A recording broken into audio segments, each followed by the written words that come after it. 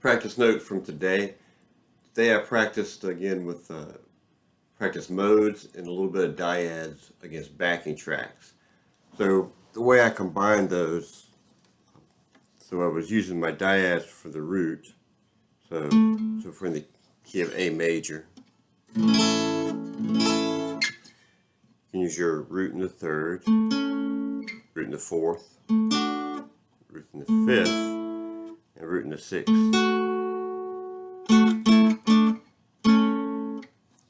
So that would be combining the dyads with the major mode. If you're in a minor mode, or Phrygian mode, so you've got there's your root, which is minor. You can play your 1 and your 4, 1 and the 5, 1 and the flat 6, and then 1 in your flat third. The way to combine again the dyads and the solos. And then I was also just playing through the notes of the different scales. So again, if we're talking major scale, A major, so here's the A major chord. The scale would be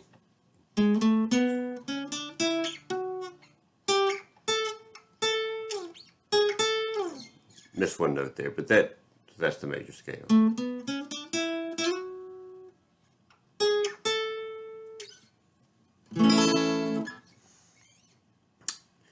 And then some of the with the Phrygian mode, and I did a backing track with both A Phrygian and C sharp Phrygian. If we talk A, so A minor, which is the root chord. So you've got your 1, your flat second. You've got those which are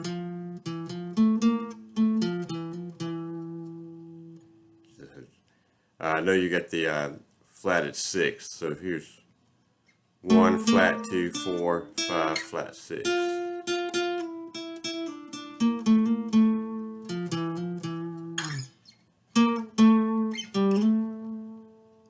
And you can hear that melancholy feel.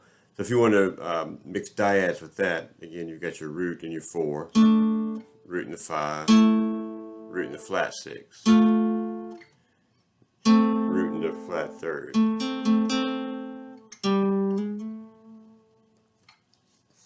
So I played with that. I also did a backing track with Mixolydian, which I think is a very common rock mode. So if you have A major, your notes in that mode are the same as the major scale. So you got your root 2, 3, 4, 5, 6, then a flat at 7th, back to the root. So I like to pick that up. So if this is A, I'll pick up that flat at 7th above, so G.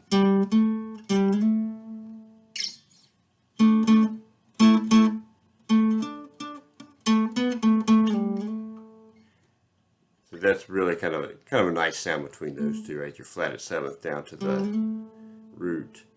But everything else is major, so it's still pretty bright.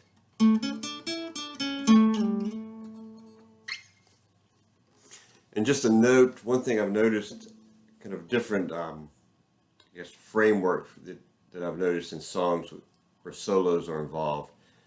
There's where you build the solo based on the individual chords playing underneath. An example that comes to mind, Let It Be by the Beatles, that solo follows the chords. And then another common framework is during this time that the solo's going on, it'll switch to a simpler chord progression, sometimes even basic power chords. And I think that's the way the Freebird solo was the framework that one worked in. So the backing tracks I've been working on today are all simpler. I think just a couple of chords, so you don't have to focus as much on following the chords. You can just really play the notes to the scale. And they're going to sound good because you just got 1 or 2 basic chords, which is a nice, easy way to play a solo. And I think that's a very, very common way framework that you hear in songs. So that is what I worked on in my practice session for today.